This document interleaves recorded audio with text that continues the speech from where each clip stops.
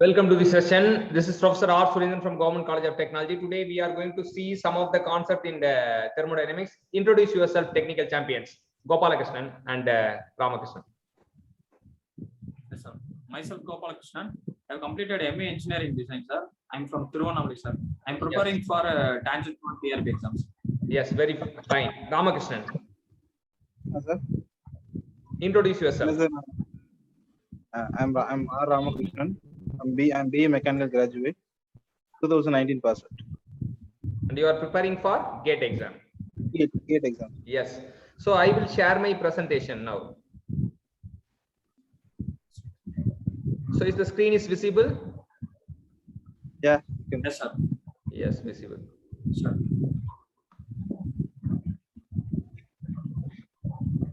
So this is the IPL series, interactive participated learning.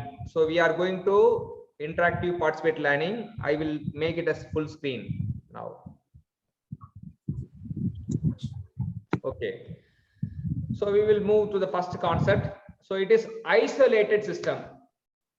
System அப்படின ஒரு விஷயம் இருக்கு. Systemனா என்ன? Gopalakrishnan. Sir, system is a confined. Sorry, system is a confined area with the boundary, sir, and it has some energy, sir. Energy transfer and some mass transfer. Yes. System அப்படினு வரும்போது அது confined region. என்ன region? Confined region. It has boundary, which may be real or imaginary. அந்த boundary வந்து ரியலாவும் இருக்கலாம், இமேஜினரியாவும் இருக்கலாம். So அந்த சிஸ்டத்துக்குள்ள என்ன இருக்கும் அப்படின்னு பாத்தீங்கன்னா எனர்ஜி இருக்கும். சிஸ்டத்துக்குள்ள என்ன இருக்கும் அப்படின்னா எனர்ஜி இருக்கும் அப்படின்னு தெரிஞ்சுக்கலாம். சிஸ்டத்துக்குள்ள எனர்ஜி இருக்கும் அப்படின்றது தெரிஞ்சுக்கலாம். சரியா? சிஸ்டத்துக்குள்ள எனர்ஜி இருக்கும் அப்படின்னு தெரிஞ்சுக்கலாம். சரி, ஓகே. இப்போ இங்க சிஸ்டம் வந்து மூன்று வகைப்படும். ஒன்னு வந்து ஓபன் சிஸ்டம், ரெண்டாவது க்ளோஸ் சிஸ்டம், இன்னொரு ஐசோலேட்டட். சரியா? எப்பவுமே வாழ்க்கையில மூணு பேர் இருப்பாங்க. ரெண்டு பேருக்கு தான் ஆக்சுவல் வேலை. ஒருத்தன் நல்லவன், இன்னொருத்தன் கெட்டவன், இன்னொருத்தன் நடுநிலையானவன். சரியா? இங்க பாத்தீங்கன்னா ஓபன்னா எல்லாம் வா அப்படின்ற மாதிரி, வரலாம் வா அப்படின்னா அவன் ஓபன். சரியா? வராத அப்படின்னு அணை கட்டினானா அவன் வந்து க்ளோஸ்டு. சரியா? அதே வந்து எதுவுமே கண்டுக்காம இருந்தானா அவன் ஐசோலேட்டட். சரி, இப்ப நம்ம பார்க்க போற விஷயம் என்னன்னா, மூணு பேரையும் ரசிக்க போறதுல நம்ம இந்த நேரத்துல ஒருத்தனை மட்டும் ரசிக்க போறோம். அவன் யார் அப்படின்னா ஐசோலேட்டட் சிஸ்டம் அப்படின்றது. ஐசோலேட்டட்னா என்ன அர்த்தம்? Sorry, there is no interaction, sir. There is no interaction. Okay, நீங்க சொல்லுங்க ராமகிருஷ்ணன், ஐசோலேட்டட்னா என்னது? தனியா இருக்குது, எதோடையும் அட்டாச்டா இல்லாம. எஸ், இந்த ஊரை விட்டு ஒதுக்கி வச்சதுன்னு சொல்லுவாங்க இல்லையா? யாரு கூட அண்ணன் தண்ணி பழக கூடாது. இந்த நாட்டாம படம் பார்த்தோன்னா சொல்லுவாங்க, அவனை ஊரை விட்டு ஒதுக்கி வைடா, அவங்க கூட யாரும் அண்ணன் தண்ணி பழக கூடாது அப்படின்னுவாங்க. இங்க என்ன அப்படின்னா there is no energy transfer, there is no mass transfer across the boundary. சரி, outside the boundary வந்து no m no e, no mass transfer, no energy transfer. புரியுதா? ஐசோலேட்டட் சிஸ்டம்னா தெர்மோடைனமிக் சிஸ்டம். அங்க எனர்ஜி டிரான்ஸ்ஃபரும் கிடையாது, மாஸ் டிரான்ஸ்ஃபரும் கிடையாது. புரியுதா? ஓகே. அப்ப delta E equal to 0, delta M equal to 0 அப்படின்னா இப்ப என்னன்னா, இது ஃபர்ஸ்ட் லா ஆஃப் தெர்மோடைனமிக்ஸ் படி இது பாத்தீங்கன்னா energy of the isolated system will remain constant. அந்த உள்ளுக்குள்ள என்ன இருக்கோ அவன் கான்ஸ்டன்டா தான் இருப்பான். டெல்டா இ ஈக்குவல் டு 0னா E2 minus E1 equal to 0. Therefore E2 equal to E1, sir. E1. இதான் ஃபர்ஸ்ட் கான்செப்ட். நம்ம நெக்ஸ்ட் கான்செப்ட் நகரலாம். இப்ப நம்ம பார்க்க போற விஷயம் என்னன்னா தெர்மோடைனமிக் சைக்கிள் அப்படின்ட்டு பார்க்கறோம். சரியா? சரி, சைக்கிள்னா என்ன? நம்ம புரிதல் என்ன? சைக்கிள்னா உங்களுக்கான புரிதல் என்ன ராமகிருஷ்ணன்? Continuous process. ஸ்டார்டிங் இருக்கும், கண்டினியூஸா ஒரு இருக்கும். எண்டே இல்லாத process சைக்கிள்பாங்க. எஸ், எண்டே இல்லாத process, கண்டினியூஸ் process. அப்ப என்னன்னா it may be move, ஒரு பாயிண்ட்ல இருந்து ஸ்டார்ட் ஆகி அதே பாயிண்ட் ரீச் ஆகும். ஸ்டார்ட் ஆகி அதே பாயிண்ட் ரீச் ஆகும். அதாவது initial point and final point same. புரியுதா? எங்க ஆரம்பிக்கிறோமோ அங்கேயே வந்து முடிஞ்சா அதான் சைக்கிள். ஒரு சைக்கிள் கம்ப்ளீட்டட், மறுபடியும் ஆரம்பிச்சு மறுபடியும் ரிப்பீட்டட் மறுபடியும். சோ சைக்கிள்னா ஆரம்பிச்ச இடத்துலதான் என்ன பண்ணும்? முடியணும். கரெக்ட். ஓகே, ஆரம்பிச்ச இடத்துல முடியணும் அப்படின்னு தெரிஞ்சுக்கலாம். இப்ப என்னன்னா ஆரம்பிக்கிறோம் முடிக்கிறோம், அப்படி ஆரம்பிக்கிறோம் முடிக்கிறோம் அப்படின்னா அது என்னன்னா ஆபரேஷன். ஓகே, ஃபர்ஸ்ட் ஆரம்பிக்கிறோம் அப்புறம் முடிக்கிறோம் அப்படின்னா அது operation. a series of operation அப்படின்னா என்ன அப்படின்னா a series of operation which take place in a certain order. 1 2 3 4 ஒரு சீரீஸ் ஆஃப் ஆபரேஷன் இருக்கணும். அது மட்டும் இல்லாம அது certain ஆர்டர்ல இருக்கணும். அது எதனால certain ஆர்டர் இருக்குன்னா and restore the initial condition at the end. எங்க ஆரம்பிச்சனோ அங்கேயே முடிக்கணும். அதாவது டீச்சர் வந்து பாஸ் விட்டார்னா ஸ்டூடெண்ட் வந்து பேசணும்னு அர்த்தம். என்னடா இவன் பேசிட்டு இருந்து எங்க ஆரம்பிச்சாரோ அப்படின்னு நிக்கிறானே அப்படி யோசிக்கூடாது. டீச்சர் பாஸ் விட்டா என்ன அர்த்தம்? முடிக்கணும். ஸ்டூடெண்ட் பேசணும், அவ்வளவுதான். he has to complete it. சரி, okay. restore the initial condition at the end. So இது பேர் தான் தெர்மோடைனமிக் சைக்கிள். சரியா? சோ தெர்மோடைனமிக் சைக்கிள்ல கீ பாயிண்ட்ஸ் என்னென்ன ராமகிருஷ்ணன்?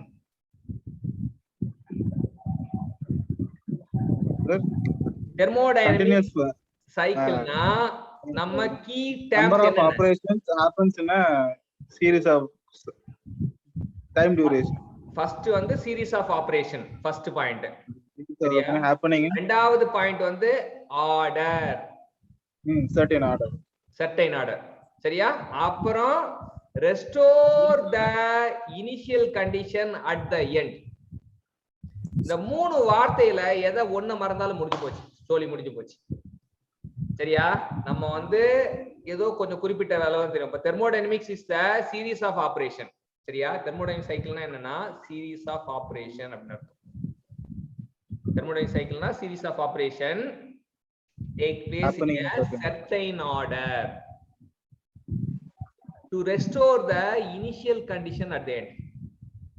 Yes sir. Okay, நம்ம we will move to next. இப்ப நம்ம எப்பவுமே வந்து என்னன்னா நம்ம வந்து எதை பத்தி படிப்போம் அப்படின்னா எல்லா இன்ஜினியரிங்லயும் என்ன படிப்போம்னா அப்படின்னா எனர்ஜி. எனர்ஜினா ஆற்றல் அர்த்தம்.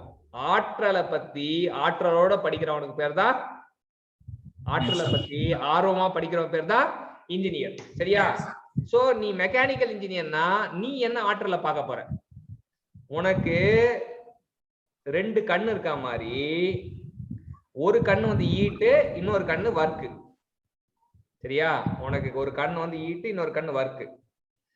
Heat is a form of energy due to temperature difference. Okay? அதாவது டெம்பரேச்சர் மாறுபாட்டால இருக்கிற எனர்ஜி உண்டாகிற எனர்ஜி தான் ஹீட்.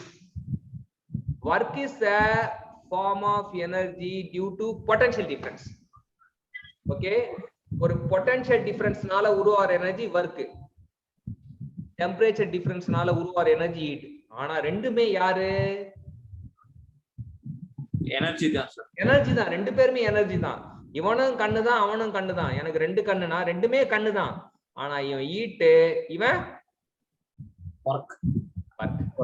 சோ இப்ப இவங்க 2 பேருக்குள்ள ஒற்றுமை என்ன அப்படின்றதான் பார்க்க போறோம். சரியா? 2 பேருக்கும் என்ன ஒற்றுமை இருக்கு? இவங்க 2 பேர் இருக்காங்களே, இவர் ஈட்டுன்னு சொல்றீங்களே, இவர் வர்க், இவங்க 2 பேருக்குள்ள ஒற்றுமை என்ன? both are recognized at the boundary of the system. அப்படின்னா என்ன அர்த்தம்னா இவங்க எப்ப இவங்க உணரப்படுவாங்க அப்படின்னா எல்லையை கடக்கும் போது தான் உணரப்படுவாங்க. சரியா? நீ உள்ளுக்குள்ள இந்தியாவுக்குள்ள இருக்க வரைக்கும் நீ இந்தியன் தான். யாருமே உன்னை நீ இந்தியனா என்ன இதெல்லாம் கேட்க மாட்டாங்க. ஆனா நீ எல்லையை தாண்டும் போது நீ பாகிஸ்தானுக்குள்ள என்ட்ரா வந்துச்ச, who are you அப்படின்னு எல்லையை கடக்கும் போதுதான் உனக்கு என்ன வரும்? அடையாளம் வரும். உனக்குன்னு ஒரு அடையாளம். அப்ப ஈட்டு வந்து உள்ள வந்துட்டானா அவன் ஈட்டா வர்க்காலாம் பார்க்க தேவையில்ல, அவன் எனர்ஜி. சிஸ்டத்துக்குள்ள வந்துட்டானா அவன் யாரு? 2 பேர்லாம் கிடையாது, எல்லாம் ஒரு தாய் மக்கள் நாம் என்போம். அப்ப ஈட்டும் எனர்ஜி தான், வர்க்கும் எனர்ஜி தான். அவனோட புரிதல் எப்ப வரும் அப்படின்னா எல்லையே கடக்கும் போது. அப்ப இவனை என்ன சொல்றோம்னா they are called transit phenomena அப்படின்றாங்க. ஈட்டியும் வர்க்கையும் என்ன சொல்றாங்க? transit phenomena இல்ல boundary phenomena அப்படி சொல்லுவாங்க. சரி, பவுண்டரியை கடக்கும் போது பவுண்டரி பினாமினான்வாங்க. சரி, ஓகே. இப்ப சிஸ்டம் பொசஸ் எனர்ஜி. சிஸ்டத்துக்குள்ள வந்துட்டானா அவன் யாரு? எனர்ஜி தான். ரெண்டு பேரும் எனர்ஜி தான். நெய்தர் ஈட் ஒர்க் இல்ல, ரெண்டு பேர்லாம் கிடையாது. நீ உள்ள வந்துட்டியா, பாகிஸ்தான்காரனே கூட உள்ள வந்துட்டானா அவனும் இந்தியனுக்குள்ள இந்தியனா கலந்துருவான். சரியா? இந்தியன் வந்து பாகிஸ்தானுக்குள்ள போனா பாகிஸ்தானுக்குள்ள பாகிஸ்தானா கலந்துருவான். அப்ப அவன் எனர்ஜி தான். உள்ள வந்தாச்சுன்னா தம்பி நீ யாரு, ஈட்டா ஒர்க்கா? நான் எனர்ஜிங்க. ஆனா பவுண்டரியை தொடும் போது மாட்டான். டேய் நீ தானே, நீ ஒர்க் தானே, ஏமாத்துறல அப்படின்னு சொல்லுவான். இப்ப system possess energy. both are associated with process not state. அப்படின்னா என்ன அர்த்தம்னா அவங்கள வந்து ஒரு புள்ளியில வந்து அவங்கள டிஃபைன் பண்ண முடியாது. ஈட்டா இருக்கட்டும் ஒர்க்கா இருக்கட்டும் ஒரு புள்ளியில டிஃபைன் பண்ண முடியாது. ஒரு புள்ளியில டிஃபைன் பண்ண முடிஞ்சா அவன் பேரு ஸ்டேட். ஒரு புள்ளியில அவனை டிஃபைன் பண்ண முடிஞ்சா அவன் பேரு ஸ்டேட். அதே பலதரப்பட்ட புள்ளியில டிஃபைன் பண்ண முடிஞ்சா அவன் பேரு ப்ராசஸ். சரியா? ப்ராசஸ்னா it is a continuous sequence of state. அதான் ப்ராசஸ். ப்ராசஸ்க்கு டெஃபினிஷன் பார்த்தனா change of state from one point to another point. அதான் ப்ராசஸ். சரியா? இப்ப இவனுங்கள வந்து they are associated with process not state. மூணாவது. நாலாவது இவங்க ரெண்டு பேரும் பாத் ஃபங்க்ஷன். பாத் ஃபங்க்ஷன்னா சீக்வென்ஸ் ஆஃப் பாயிண்ட்ஸ். அதான் பாத். ஒரு புள்ளி, ரெண்டு புள்ளி, மூணு புள்ளி, நாலு புள்ளி, அஞ்சு புள்ளி, ஆறு புள்ளி வரிசையா புள்ளியா வச்சு கனெக்ட் பண்ண கோடு போட்டு வச்சுக்க. புள்ளி எல்லாம் கோடா மாத்தனா அது பேர் என்னது? சோ வந்து பாத் ஃபங்க்ஷன். இப்ப வந்து நீ புரிஞ்சுக்க வேண்டியதுன்னா அப்ப பாத் ஃபங்க்ஷன் இந்த நாலு விஷயம் சொல்லிட்டோம். ரெண்டு பேரையும் வந்து பவுண்டரியில தான் ரெகனைஸ் பண்ண முடியும். ரெண்டு பேரும் உள்ள வந்துட்டாங்க, சிஸ்டம்குள்ள வந்தாங்கன்னா எனர்ஜியா தான் தெரிவாங்க. ரெண்டு பேரையும் வந்து ஸ்டேட்டை வச்சு டிஃபைன் பண்ண முடியாது, ப்ராசஸ் டிஃபைன் பண்ண முடியும். ரெண்டு பேரும் பாத் ஃபங்க்ஷன். சரியா? இது உங்களுக்குள்ள ஒற்றுமை தெரிஞ்சுக்கலாம். சோ பாத் ஃபங்க்ஷன்னா magnitude depends on the path followed due to the process. எந்த பாத் ஃபுல்லா டிபெண்ட் பண்ணா அவன் பாத் ஃபங்க்ஷன். இல்ல ஆரம்பத்தையும் முடிவையும் இனிஷியல் ஸ்டேட்டையும் ஃபைனல் ஸ்டேட்டையும் மட்டும் டிபெண்ட் பண்ணியிருந்தானா அவன் பாயிண்ட் ஃபங்க்ஷன். சோ ஈட்டு ஒர்க் தான் பாத் ஃபங்க்ஷன். தெர்மோடைனமிக்ஸ்ல வர எல்லா ப்ராப்பர்ட்டியும் பாயிண்ட் ஃபங்க்ஷன். சரியா? தெர்மோடைனமிக்ஸ்ல என்னென்ன ப்ராப்பர்ட்டிலாம் வரும்னா pressure, volume, temperature, density, entropy, internal energy, enthalpy, entropy, Gibbs function, Helmholtz function. So 9 பேரு தெர்மோடைனமிக்ஸ்ல வந்து இன்னும் நிறைய பேர் வருவாங்க. ஆனா முக்கியமான 9 பேர். சரியா? சாமி வந்து நிறைய சாமி இருந்தாலும் நவகிரக கோயிலுக்கு போனா எத்தனை பேர் இருப்பாங்க? 9 பேர் தான். 9 பேர் தான் இருப்பாங்க. அந்த மாதிரி தெர்மோடைனமிக்ஸ்ல இந்த 9 பேர் முக்கியம். நீங்க எல்லாரையும் ஒவ்வொருத்தரா ரீகால் பண்ணணும். பாயிண்ட் ஃபங்க்ஷனை எண்ட் ஸ்டேட் மட்டும் டிபெண்ட் பண்ணிருப்பான். எப்பவுமே தெரிஞ்சுக்கோ, ஒருத்தங்கிட்ட பழகணும் அப்படின்னா அவன் பழகிறவங்க கிட்ட என்ன தெரிஞ்சுக்கணும், அவனோட பண்பு என்னன்னு தெரிஞ்சுட்டு பழகணும். சரியா? இது வாழ்க்கைக்கு ரொம்ப சொல்லுப்பா சார். சொல்லு. அந்த 9 இது சொன்னீங்கல்ல, ஆமா, அது எல்லாமே பாயிண்ட் ஃபங்க்ஷன் தான். எதுவுமே பாத் ஃபங்க்ஷனுக்கு வராதா? பாத்னா ஈட்டு வர்க் மட்டும்தான். அவனோட சேர்ந்து என்ட்ரோபி ஜெனரேஷன் அப்படின்னு ஒரு வார்த்தை இருக்கு. வெறும் என்ட்ரோபினா பாயிண்ட் ஃபங்க்ஷன், என்ட்ரோபி ஜெனரேஷன்னா பாத் ஃபங்க்ஷன். நான் அதான் கேட்டேன். என்ட்ரோபி, என்தால்பி எல்லாம் அதுவும் ஹீட் அண்ட் ஒர்க் பேஸ்டு தானே? சோ அது வச்சு கேட்பேன். ஆமா, இப்ப ஈட்டு வர்க்னா எனர்ஜி ஆயிடுவான் இல்லையா? அப்ப என்தால்பின்றது நான் என்னன்னு டிஃபைன் பண்றேன், நம்ம புரிஞ்சுக்கலாம். சரியா? சோ இப்போ வந்து நம்ம ப்ராப்பர்ட்டியை பொறுத்த வரைக்கும் எப்பவுமே ஒருத்தங்கிட்ட பழக போறேன்னா அவனோட பண்பு தெரிஞ்சா ஈஸியா பழகலாம். நான் ஏன் தெர்மோடைனமிக்ஸ் படிக்கணும்? உனக்குள்ள ஒரு கேள்வி இருக்கலாம், நான் ஏன் தெர்மோடைனமிக்ஸ் படிக்கணும், நான் ஏன் அதை வந்து தெரிஞ்சுக்கணும்? நீ தெரிஞ்சுக்கிட்டாதான் பயன்படுத்த முடியும்.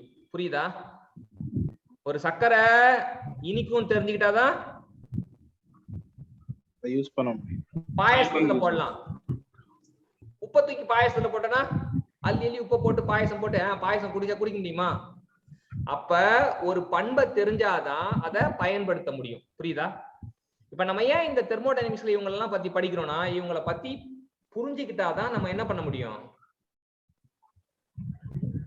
யூஸ் பண்ண முடியும் சார். யூஸ் பண்ண முடியும். அப்ளிகேஷன் வந்து இப்ப இவங்களுக்கு தெரிஞ்சா மட்டும்தான் நம்ம அப்ளை பண்ண முடியும். சோ அதுக்கு தான் தெரிஞ்சுக்கணும். சரியா, அதுக்கு தான் தெரிஞ்சுக்கிறோம். நம்ம ஏன் தெரிஞ்சுக்கிறோம், உங்களுக்குள்ள கண்டிப்பா ஒரு கேள்வி வரணும். நான் ஏன் பண்புகளை தெரிஞ்சுக்கணும், நான் ஏன் பிரஷரை பத்தி தெரிஞ்சுக்கணும், நான் ஏன் டெம்பரேச்சர் பத்தி தெரிஞ்சுக்கணும், நான் ஏன் வால்யூமை பத்தி தெரிஞ்சுக்கணும், நான் ஏன் டென்சிட்டியை பத்தி தெரிஞ்சுக்கணும், நான் ஏன் இன்டர்னலிட்டியை பத்தி தெரிஞ்சுக்கணும், நான் ஏன் என்தால்பியை பத்தி தெரிஞ்சுக்கணும், நான் ஏன் என்ட்ரோபி பத்தி தெரிஞ்சுக்கணும் அப்படின்னு வந்து, நான் ஏன் கிப்ஸ் ஃபங்க்ஷன், நான் ஏன் எல்மோட்ஸ் ஃபங்க்ஷன் அப்படின்னு சொல்லிட்டு தெரிஞ்சுக்கணும் அப்படின்னு நீங்க யோசிக்கும் போது, ஓ இதான் காரணமா அப்படின்றது புரியும். நான் தெரிஞ்சாதான் பயன்படுத்த முடியும். சரியா, ஒரு சப்ஜெக்டே நம்ம இன்ஜினியரிங்ல வர, மெக்கானிக்கல் இன்ஜினியரிங்ல வர தெர்மோடைனமிக்ஸ் ரொம்ப சூப்பரான சப்ஜெக்ட். நீ அந்த ஒரு சப்ஜெக்ட் தெரிஞ்சாலே நீ பக்கா இன்ஜினியர் ஆயிடலாம். இப்ப நம்ம ஏன் 48 பாடம் படிக்கிறோம் அப்படின்னா, ஒரு எல்லாத்துலயும் ஒரு சதவீதம் அவ்வளவுதான். நீ எக்ஸாமுக்கு தேவை பாஸ் ஆகணும். எவ்வளவு மார்க் எடுத்தா பாஸ், எவ்வளவு எடுத்தா பாஸ்? 50. சரியா, ஆனா வாழ்க்கைக்கு தேவை வந்து 1%. இப்ப நான் கத்து கொடுக்கறதுல நீ ஓரளவுக்கு 1% அப்படி புரிஞ்சுக்கிட்டேன்னா நீ ரெடி ஆயிட்டேன்னு அந்த தெர்மோடைனமிக்ஸ யூஸ் பண்றது ரெடி ஆயிட்டேன்னு அர்த்தம். ரொம்ப ஈஸி தான். இப்ப வருவோம், ப்ராப்பர்ட்டிஸ் ஏன் தெரிஞ்சுக்கிறோன்றதுதான் இந்த கதை எல்லாமே. இப்ப ப்ராப்பர்ட்டி வந்து தெர்மோடைனமிக் ப்ராப்பர்ட்டி வந்து 2 வகைப்படும். ஒன்னு இன்டென்சிவ் ப்ராப்பர்ட்டி, இன்னொன்னு எக்ஸ்டென்சிவ் ப்ராப்பர்ட்டி அப்படின்றது நம்ம தெரிஞ்சுக்கலாம். இன்டென்சிவ் ப்ராப்பர்ட்டி, எக்ஸ்டென்சிவ் ப்ராப்பர்ட்டி அப்படின்னு தெரிஞ்சுக்கலாம். சரியா, சோ இன்டென்சிவ் ப்ராப்பர்ட்டினா இந்த இன்னுக்கு இன்டென்சிவ் ப்ராப்பர்ட்டி சொல்லிட்டோம். அந்த இன்னுக்கு வந்து இண்டிபெண்டன்ட் ஆஃப் மாஸ். எந்த பண்புகள் மாஸ சார்ந்து இருக்காதோ, நிறைய சார்ந்து இருக்காதோ, அதான் என்னது இன்டென்சிவ் ப்ராப்பர்ட்டி. இன்டென்சிவ் ப்ராப்பர்ட்டினா இண்டிபெண்டன்ட் ஆஃப் மாஸ். எக்ஸ்டென்சிவ் ப்ராப்பர்ட்டினா டிபெண்ட் ஆன் மாஸ். ரெண்டே பேர் தான். ஒருத்தன் வெஜிடபிள் மட்டும் சாப்பிடுறவன், அவன் என்னன்னு சொல்றோம்? வெஜிடேரியன் சொல்றோம். இன்னொருத்தன் வெஜிடபிள் இல்லாம மத்த எல்லாத்தையும் சாப்பிடுவான், அவனை நான் வெஜிடேரியன் சொல்லுவோம். அதே போலதான் இண்டிபெண்டன்ட் ஆஃப் மாஸ் அப்படின்னா இன்டென்சிவ் ப்ராப்பர்ட்டி சொல்றோம். எக்ஸ்டென்சிவ் டிபெண்ட் ஆன் மாஸ்னா அவனை எக்ஸ்டென்சிவ் ப்ராப்பர்ட்டி சொல்றோம். சோ இவங்க எல்லாம் யாரு, எங்க இருக்காங்க அப்படின்றத பார்ப்போம். இப்ப எக்ஸ்டென்சிவ் ப்ராப்பர்ட்டின்னு வச்சுக்கேன், நீ ஈஸியா கண்டுபிடிக்க ஒரு வித்தை கத்துற. சரியா, நல்லா கவனிங்க, இது ஒரு சூப்பரான வித்தையா இருக்கும். எக்ஸ்டென்சிவ் ப்ராப்பர்ட்டியோட முதல் லெட்டர் என்ன? ஈடான்னு வருதா? டண்டனக்கா ஈடான்னு சொல்றீங்களா? E for enthalpy, E for entropy, E for energy. இந்த ஈல வர பேரெல்லாம் யார் அப்படின்னா அவன் வந்து எக்ஸ்டென்சிவ் ப்ராப்பர்ட்டி. ஃபர்ஸ்ட் பாத்துக்கோ என்தால்பி, ரெண்டாவது பாத்துக்கோ என்ட்ரோபி, மூணாவது பாத்துக்கோ எனர்ஜி. எனர்ஜி என்னெல்லாம் வரும்னா internal energy, kinetic energy, potential energy. அவன் எனர்ஜின்னு தனியா சொல்லாம அவனுக்கு முன்னாடி என்ன இருக்கு? அடைமொழி. சரியா, நான் உங்களுக்கு எப்பவுமே சொல்லுவேன், ஒரு வேரியபிள புரிஞ்சுக்கணும்னா அதோட அடைமொழி தேவை. எனர்ஜி அது பொது, potential energy, internal energy, kinetic energy அடைமொழி. சரியா, சோ அந்த மாதிரி ஈல வந்தெல்லாம் நீங்க சொல்லிடலாம். இப்ப 5 பேரு கத்து கொடுத்தேன், அது இல்லாம இன்னும் 2 பேர் இருக்கானுங்க, மாசு வால்யூம். சரியா, மொத்தம் 8 பேரை கத்து கொடுத்துருக்கேன். 8 நீ யோசிச்சு பார்க்கணும். 7 பேரு, 5 3 5 2 7. சரியா, enthalpy, entropy, internal energy, kinetic energy, potential energy, volume. Okay, intensive property independent of mass. It is a bulk property அப்படின்றாங்க. that is a local physical property என்றாங்க. இன்டென்சிவ் ப்ராப்பர்ட்டி வந்து இன்னொரு பேர் பார்த்தா bulk property, ஏன்னா மாஸ் டிபெண்ட் பண்ணி இல்ல. local physical property that does not depend on the system size. System எவ்வளவு பெருசா வேணா இருக்கலாம், இவ்வளவு இருக்கலாம், இவ்வளவு இருக்கலாம், எவ்வளவு பெருசா இருந்தாலும் அது சிஸ்டம் சைஸை பொறுத்து மாற மாட்டான், ஏன்னா அவன் இண்டிபெண்டன்ட் ஆஃப் மாஸ். அவன் யாருன்னா வந்து அவனை வந்து ஃபர்ஸ்ட் 3 பேரு யாருன்னா pressure, density, temperature. P rho T. சரியா, P rho T. P for pressure, rho for density, T for temperature. நான் எப்படி ஞாபகம் வச்சேன்னா இந்த P rho T வந்து செட்டா ஞாபகம் வச்சுப்பேன். பாவ் பஜ்ஜி ரொட்டி. சரி, எனக்கு பாவ் பஜ்ஜி பிடிக்கும், அதனால பாவ் பஜ்ஜி ரொட்டி. ரொட்டி. பி ரொட்டி. பி ரொட்டி. ரோ டீ சேர்த்தா என்ன வரும்? ரொட்டி வருதா? வாயார சொல்லி பாருங்க, ரொட்டி வரும். சரியா? சோ இந்த மூணு பேரும் என்னது? Intensive property. ஃபர்ஸ்ட் மூணு ஞாபகம் வச்சுட்டோம். அது மட்டும் இல்லாம எந்த ப்ராப்பர்ட்டி ஆஃப் மெட்டீரியல், சரியா? ஒரு மெட்டீரியலோட பண்பு எதுவா இருந்தாலும் அது இன்டென்சிவ் ப்ராப்பர்ட்டி தான். மெட்டீரியல் ப்ராப்பர்ட்டினா என்னெல்லாம் உங்களுக்கு தெரியும்? Density. Thermal conductivity. Density first. நாலாவது டென்சிட்டி ஏற்கனவே சொல்லிட்டேன், அது மெட்டீரியல் ப்ராப்பர்ட்டி தான். ஹார்ட்னஸ். ஹார்ட்னஸ் மெட்டீரியல் ப்ராப்பர்ட்டியா? ரெஃப்ராக்டிவ் இண்டெக்ஸ் மெட்டீரியல் ப்ராப்பர்ட்டியா? தெர்மல் கண்டக்டிவிட்டி மெட்டீரியல் ப்ராப்பர்ட்டியா? விஸ்காசிட்டி மெட்டீரியல் ப்ராப்பர்ட்டியா? சோ இந்த மாதிரி மெட்டீரியல் ப்ராப்பர்ட்டி எது வந்தாலும் இன்டென்சிவ் ப்ராப்பர்ட்டி, காம்போசிஷன் ப்ராப்பர்ட்டி அப்படின்றத தெரிஞ்சுக்கணும். சோ அதான் இன்டென்சிவ் ப்ராப்பர்ட்டி பத்தி, எக்ஸ்டென்சிவ் ப்ராப்பர்ட்டி பத்தி தெரிஞ்சுக்க வேண்டிய விஷயம். அடுத்ததா நம்ம யாருக்கு போறோம்? சோ இன்டென்சிவ் ப்ராப்பர்ட்டில இன்னும் கொஞ்சம் கூட்டத்தை பாக்குறோம். இதுல என்ன சொல்றேன்னா, ஸ்பெசிபிக் அப்படின்னு வந்தா, நான் நேத்தே வந்து ஸ்பெசிபிக்ன்ற வார்த்தைக்கு என்ன சொன்னேன்? divided by per unit mass. per unit mass. Super. Specific என்ற வார்த்தைக்கு per unit mass அப்படி சொன்னேன். இங்க பாத்தீங்கன்னா ஸ்பெசிபிக் என்ட்ரோபி. என்ட்ரோபி என்ன ப்ராப்பர்ட்டி? எக்ஸ்டென்சிவ். இது extensive property. Extensive property. E னா எக்ஸ்டென்சிவ் ப்ராப்பர்ட்டி சொன்னேன் இல்லையா? E ல பிட் வச்சேன் இல்லையா? என்ட்ரோபினா எக்ஸ்டென்சிவ் ப்ராப்பர்ட்டி. அதே ஸ்பெசிபிக் என்ட்ரோபினா இன்டென்சிவ் ப்ராப்பர்ட்டி. ஸ்பெசிபிக் என்தால்பினா இன்டென்சிவ் ப்ராப்பர்ட்டி. ஸ்பெசிபிக் வால்யூம்னா இன்டென்சிவ் ப்ராப்பர்ட்டி. அப்ப நீங்க புரிஞ்சுக்கணும், ஸ்பெசிபிக் வந்தாலே இன்டென்சிவ் ப்ராப்பர்ட்டி. சரி, அது ஏன் அப்படின்னா entropy extensive property, entropy extensive property, mass extensive property. Extensive property by extensive property gives always intensive property. Okay, சரி, அதை வச்சு நம்ம கண்டுபிடிக்கிறோம். அடுத்தது சிஸ்டம் வந்து மூன்று வகைப்படும் சொன்னோம். ஏற்கனவே ஒரு சிஸ்டம் தான் பார்த்திருக்கோம். இங்க வந்து open system, close system, isolated system அப்படின்னு சொல்லிட்டு நம்ம மூணு வகை பார்க்கிறோம். நம்ம ஏற்கனவே மாஸ் டிரான்ஸ்ஃபர், எனர்ஜி டிரான்ஸ்ஃபர் ரெண்டுமே நடந்தா வந்து ஓபன் சிஸ்டம், வெறும் எனர்ஜி டிரான்ஸ்ஃபர் மட்டும் நடந்தா க்ளோஸ் சிஸ்டம். எதுவுமே நடக்கல, எந்த மாஸ் டிரான்ஸ்ஃபர் நடக்கல, எனர்ஜி டிரான்ஸ்ஃபர் நடக்கலனா அது ஐசோலேட்டட் சிஸ்டம். ஐசோலேட்னா மாஸ் டிரான்ஸ்ஃபர் நடக்காது, எனர்ஜி டிரான்ஸ்ஃபர் நடக்காது. சோ எனர்ஜி டிரான்ஸ்ஃபர்ல ரெண்டு வகைப்படும். ஒன்னு வொர்க் டிரான்ஸ்ஃபர், இன்னொன்னு ஹீட் டிரான்ஸ்ஃபர். சரியா? அப்ப மூணுமே டிக் அடிச்சிருக்கேன் இங்க பாருங்க. Tick tick tick. மூணு டிக் வந்தா அது ஓபன் சிஸ்டம். ரெண்டு டிக் மட்டும், முதல்ல மட்டும் தப்பு பண்ணிட்டு ரெண்டாவது ரெண்டு டிக் அடிச்சா க்ளோஸ் சிஸ்டம். மூணுமே தப்பு. ஐசோலேட்டட். அவன அண்ணன் தண்ணி பழக கூடாது அவன் கூட. சரியா? அவனை ஊரை விட்டு ஒதுக்கி வச்சிடறோம். அவன் தான் ஐசோலேட் சிஸ்டம். சரி, இப்ப சிஸ்டம் வந்து தெரியும். சிஸ்டம்ல வந்து க்ளோஸ் சிஸ்டம்னா ஹீட் அண்ட் வொர்க் இன்டராக்ஷன் இருக்கும்.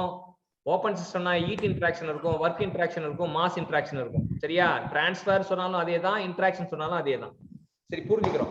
இப்ப டிவைஸ், சில டிவைஸை பத்தி எப்பவுமே ஒரு இன்ஜினியர்னா நீ எதோட பழக போற அப்படின்னா டிவைஸோட பழகுவ. இன்ஜினியர்னா நீ கண்டிப்பா நீ யாரோட பழக போற? டிவைஸோட பழக போற. என்னென்ன டிவைஸ்னா, பம்ப். பம்ப் என்ன பண்ணுனா பிரஷர் அதிகப்படுத்தும். That to static pressure. Pump வந்து இன்க்ரீஸ் ஸ்டாட்டிக் பிரஷர். டர்பைன் என்ன பண்ணா வொர்க் கொடுக்கும். It delivers work. பம்ப்ன்றது ஒரு டிவைஸ், டர்பைன்றது ஒரு டிவைஸ். நாசில் என்ன பண்ணுனா it increase the kinetic energy. It accelerating device. அதுக்கு பேரு ஆக்சிலரேட்டிங் டிவைஸ். டிஃப்யூசர் என்ன பண்ணுனா it decrease the kinetic energy or increase the pressure energy. அது டீசலரேட்டிங் டிவைஸ். இப்ப லா ஆஃப் தெர்மோடைனமிக்ஸ் நேத்தே பார்த்திருப்பீங்க. அதுல 0th லா ஆஃப் தெர்மோடைனமிக்ஸ் முடிவுல கண்டுபிடிக்கப்பட்ட டெம்பரேச்சர் இது வந்து property temperature. First law of தெர்மோடைனமிக்ஸ்ல கண்டுபிடிச்ச இது வந்து இன்டர்னல் எனர்ஜி. அதனால அது கன்சர்வேஷன் லா ஆஃப் எனர்ஜி கூட சொல்லுவாங்க, இன்னொரு பேரு. செகண்ட் லால கண்டுபிடிச்ச ப்ராப்பர்ட்டி வந்து entropy. So temperature, internal energy, entropy. சரியா? எப்படின்னா சிம்பாலிக்கா ஞாபகம்னா TUS. T na temperature, U na internal energy, S na entropy. Entropy. இதுதான் வந்து நீங்க TUS TUS அப்படி ஞாபகம் வச்சுக்கணும். சரியா? எக்ஸ்டென்சிவ் ப்ராப்பர்ட்டி பாத்தீங்கன்னா இட் டிபெண்ட் ஆன் மாஸ் ன்னு பார்த்தோம். சோ வால்யூம், எனர்ஜி, அது மட்டும் இல்லாம ஹீட் கெபாசிட்டி. ஹீட் கெபாசிட்டினா வந்து it is a extensive property. Specific heat capacity na intensive property. சரியா? ஹீட் கெபாசிட்டி அப்படின்னா ஹீட் கெபாசிட்டி அப்படின்னா எக்ஸ்டென்சிவ் ப்ராப்பர்ட்டி, ஸ்பெசிபிக் ஹீட் கெபாசிட்டினா இன்டென்சிவ் ப்ராப்பர்ட்டி. சரியா? அது ஞாபகம் வச்சுங்க. இப்ப வந்து ஒரு பிரஷரோட சொந்தக்காரங்களாம் யாரு அப்படின்னு பாத்தீங்கன்னா, நான் பாவ் பஜ்ஜி ரொட்டி சொன்னேன் இல்லையா? Pressure exerted by the closed container is a strong function of density and temperature. சரியா? மூணு பேரும் ஒரே மாதிரி தான். P equal to rho RT ன்னு ஒரு ஈக்குவேஷன் இருக்கும். P equal to rho RT. அப்ப P எந்த மாதிரி பிஹேவ் பண்ணுதோ அதே மாதிரி தான் ரோவும் பிஹேவ் பண்ணும், Tயும் அதே மாதிரி தான். P எவ்வளியே ரோவும் அவ்வளியே, Tயும் அவ்வளியே. சோ இதெல்லாம் தான் இன்னைக்கு கத்துக்கிட்ட கான்செப்ட ரிவைஸ் பண்ணுங்க. ஆட்டோமேட்டிக்கா வந்து உங்களுக்கு it may be useful. So நேத்து கத்துக்கிட்டது என்னென்னலாம் கத்துக்கிட்டீங்க? What are things you have learned yesterday? அது ஃபர்ஸ்ட் எடுத்தோம்னா அந்த தெர்மல் ரிசர்வாயர்னா என்ன பார்த்தோம்? ரிசர்வாயர்னா என்ன Gopalakrishnan? Sir reservoir is source and sink, sir. There are thermal reservoirs are two types, are source and sink, sir, which stores the energy, sir, or it delivers the energy, sir, heat energy, sir. Okay, அது வந்து என்னன்னா it supply the heat or it absorb the heat? It absorbs the heat, sir. சரியா? supply the heat னா வந்து source, absorb the heat னா அவன் sink. source வந்து high temperature reservoir னு பார்த்தோம், sink வந்து low temperature reservoir. சரியா? அது பார்த்தோம். அப்புறம் வேற என்ன பார்த்தோம்? laws of thermodynamics. என்ன சொன்னாங்க? laws of thermodynamics என்ன பார்த்தோம்? first law வந்து quantity based, second law வந்து quality based. It is a quantity based thermodynamics, law of quantity of thermodynamics. Okay, quantitative law அப்படினு சொல்லுவாங்க. quantitative law, yes. Second law of thermodynamics வந்து the law of degradation or qualitative law. சரியா? அது வந்து qualitative லா. So குவாலிட்டியை பத்தி பேசணும்னா entropy வேணும், குவாண்டிட்டியை பத்தி பேசுறது.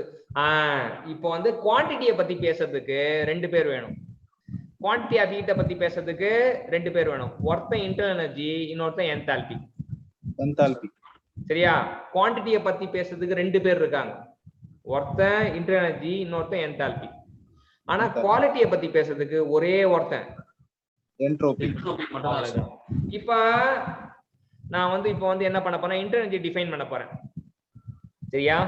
இன்டர்னல் எனர்ஜி எப்படி டிஃபைன் பண்ண போறேன்னா, internal energy is the heat content. Internal energy is the heat content due to temperature difference. சரியா? internal energy is the heat content due to temperature difference in a system, இல்ல in a closed system. சரியா? அது புரிஞ்சது. அடுத்தது enthalpy நான் என்ன define பண்ண போறேன்? இதுதான் இன்டர்னல் எனர்ஜிக்கும் என்தால்பிக்கும் உள்ள வேறுபாடு. ஏன்டா ரெண்டு பேர் வரீங்க குவாண்டிட்டியை பத்தி பேசுறது, ஏன் ரெண்டு பேர் வரீங்கன்னு கேட்கலாம். சரியா? ஒருத்தன் வந்து க்ளோஸ்ட் சிஸ்டத்துக்காக வரவன். யார் அவன்? Internal energy. எஸ். இப்போ என்தால்பி யாருக்கு வரானா, என்தால்பி வந்து ஓபன் சிஸ்டத்துக்காக வர போறான். Enthalpy is the heat content due to temperature difference and flow work. சரியா? இங்க வந்து அண்ட் ஃப்ளோ ஒர்க் அப்படின்றது தான் வந்து நீ புரிஞ்சுக்கணும். ரெண்டு பேர் ஏன் இருக்கானுங்க, இன்டர்னல் ஏன் இருக்கானுங்க, என்தால்பி ஏன் இருக்காங்க அப்படின்றத நீ நல்லா தெளிவா புரிஞ்சுக்கணும். இது இன்டர்னலுக்கும் என்தால்பிக்கும் டிஃபரன்ஸ் தெரியலன்னா நம்ம தெர்மோடைனமிக்ஸ் படிக்கிறதே வேஸ்ட். ஏன்டா ரெண்டு பேர் குவாண்டிட்டியை பத்தி பேசணும், ஏன்டா ரெண்டு பேர் வந்து நிக்கிறீங்க? அப்ப யார் அண்ணன்?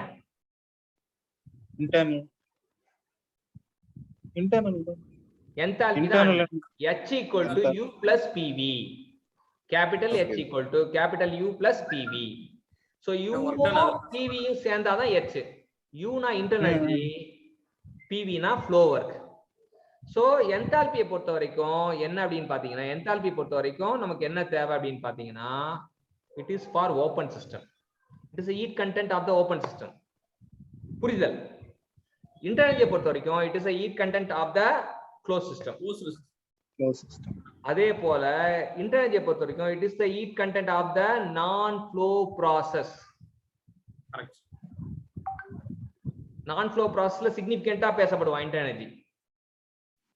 அதே போல என்தால்பி பாத்தீங்கன்னா it is a heat content in the flow process. flow process. So process ரெண்டு வகையா பிரியும் போது அங்க வந்து 2 ஹீட் கண்டென்ட் தேவைப்படுது. சிஸ்டம் ரெண்டு வகையா பிரியும் போது அங்க 2 ஹீட் கண்டென்ட் தேவைப்படுது. அதான் குவாலிட்டிக்காக பேசப்பட்ட விஷயம். சோ குவாண்டிட்டிக்காக பேசப்பட்டது என்னன்னா entropy. Entropy is the degree of randomness of the molecule, degree of disorderness of the system. அப்படின்னா என்னன்னா ஒரு ஒழுங்கற்ற தன்மை. என்ன சொல்றாங்கன்னா ஒழுங்கற்ற தன்மை நீடிக்கும் அப்படின்றாங்க. இப்ப கிளாஸ்ல ஃபார் எக்ஸாம்பிள் ஒருத்தன் பேசுறான், சேட்டை பண்ணான், ஹாய் ஹாய் ஹாய்ன்றான். அப்ப அவனை பார்த்து இன்னொருத்த என்ன ஆவான், அவனை ஹாய் ஹாய் ஹாய் அப்படின்னுவான். இப்ப கிளாஸ் ஃபுல்லா கத்த ஆரம்பிச்சிடும். எவனாச்சும் ஒருத்தனை நீ கிளாஸ்ல பேச விட்டனா கிளாஸ் ஃபுல்லா லவா லவா லவான்னு கத்திக்கிட்டே இருக்கும். அப்ப டிகிரி ஆஃப் டிசார்டர்னஸ் இந்த சிஸ்டம் தான் வந்து என்ட்ரோபி. ஒரு ஒழுங்கற்ற தன்மையை அளக்கக்கூடிய வேரியபிள் தான் எது? என்ட்ரோபி. என்ட்ரோபி. சரியா? அது கரெக்டா தெளிவா புரிஞ்சுக்கணும். இந்த அளவுக்கு எல்லாம் யாரும் சொல்ல மாட்டாங்க. டிகிரி ஆஃப் டிசார்டர்னஸ்னா ஒழுங்கற்ற தன்மை, நீ புரிஞ்சுக்கணும். அது அனிமேஷன் வீடியோ இருக்கும் என்ட்ரோபி பத்தி, அதை போட்டு பாரு. இப்ப போய் ஆட்டோமேட்டிக்கா வந்து உனக்கு என்ட்ரோபி என்னன்னு புரிஞ்சிடும். எப்படி ஒழுங்கற்ற தன்மை வந்து நீடிக்குது அப்படின்றத உனக்கு புரியும். சோ அது சூப்பரான விஷயம். அப்புறம் வேற என்ன பாத்தீங்க?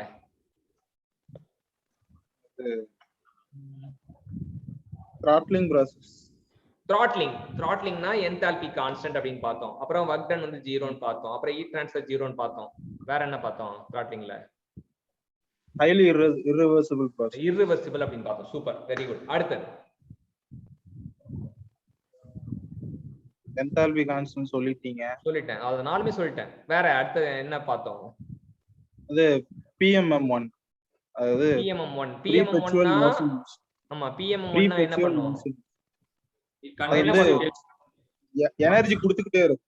அவ்வளவுதான். எதுவுமே வாங்காம, யாருக்கிட்டையும் எதுவும் வாங்காம வச்சுக்கோ அள்ளி அள்ளி எடுத்து வீசிக்கிட்டே இருக்கும். டேய் எங்காச்சும் வாங்கிட்டு கொடுறா அப்படின்னா எனக்குள்ளேயே வந்து இருக்கு. இது அச்சய பாத்திரம் மாதிரி, மணிமேகலை அச்சய பாத்திரம் மாதிரி. இந்தா ஒரு 100 லட்டு கொடு அப்படின்னா 100 லட்டு கொடுக்கும். ஒண்ணுமே இல்ல, 100 லட்டு இருந்துச்சு, இந்தா 1 கிலோ ஒரு 10 கிலோ ஜாங்கிரி கொடுனா ஜாங்கிரி கொடுக்கும். இல்ல ஏதாச்சும் வேற என்ன கேட்டாலும் கொடுக்கும். எதுவுமே எங்கேயுமே வாங்காம கொடுத்தா PMM1 அதுவும் பாசிபிள் கிடையாது. PMM2னா நிறைய ஹீட் அப்சர்வ் பண்ணிக்கும், 100% எஃபிஷியன்சி கொடுக்கும். ஆமா, இங்க இருந்து ஒருத்தங்க கிட்ட இருந்து வாங்கி வாங்கிட்டேன் இந்தா வச்சுக்கோ, மாதிரி வாங்கிட்டேன் இந்தா வச்சுக்கோ, வாங்கிட்டேன் இந்தா வச்சுக்கோ, வாங்கினது எல்லாத்தையும் கொடுத்துட்டே இருப்பான். இவன் வந்து அகைன்ஸ்ட் கெல்வின் பிளாங்க் ஸ்டேட்மெண்ட். சரியா? அதான் வந்து கெல்வின் பிளாங்க் ஸ்டேட்மெண்ட்டுக்கு இது. கெல்வின் பிளாங்க் என்ன பண்ணுவார்னா வாங்குவாரு, கொடுப்பாரு, அத வந்து இது பண்ண லாஸ் இருக்கும், அவ்வளவுதான். அதான் வந்து அங்க இது. சோ கெல்வின் பிளாங்க் ஸ்டேட்மெண்ட்டை வந்து இவன் வந்து இது பண்றான் அப்படின்னு தெரியும். மூணாவது PMM3 ஜீரோ ஃபிரிக்ஷன். ஃபிரிக்ஷன் இருக்கா? சூப்பர். அடுத்தது வேற என்ன பார்த்தோம்?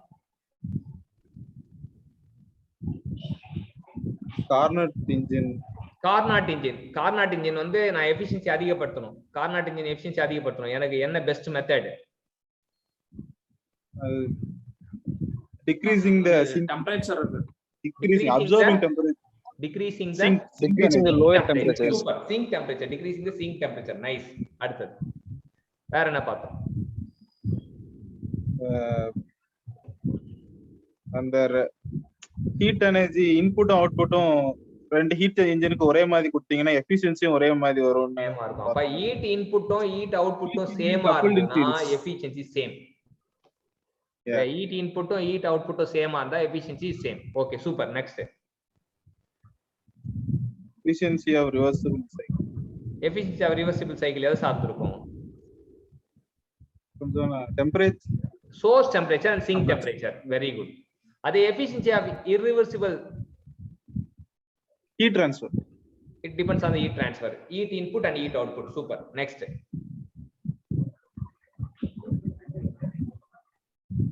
So இதெல்லாம் நேத்து டிஸ்கஸ் பண்ண விஷயம். டிஸ்கஸ் பண்ணதுக்கு வந்து ரெண்டு பேரும் வந்து நோட்ஸ் வந்து அனுப்பிச்சு விட்டுருங்க. அது வந்து கரெக்டா நல்லா பக்காவா எடுத்து நோட்ஸ் எடுத்து அனுப்பிச்சு விடுங்க. நோட்ஸ் எந்த மாதிரி இருக்கும்னு ராமகிருஷ்ணனுக்கு பிரசன்ட் பண்ணியாச்சு. கோபாலகிருஷ்ணன் ஆல்ரெடி உனக்கு சப்மிட் பண்ண நோட்ஸ் கோபாலகிருஷ்ணன் அமைச்சது தான். சரியா? சோ சரி சார், இன்னொன்னு அது A4ல தான் எழுதணுமா நம்ம ஆமா டெக்ஸ்ட் A4ல சாதாரண எழுதணும் இல்ல நோட்ல எழுதினாலும் மல்டி கலர்ல எழுதணும், பிரசன்டபிளா இருக்கணும். நான் எப்பவுமே நோட்ஸ் என்னன்னா நம்ம சாமி மாதிரி கும்பிடுவேன்.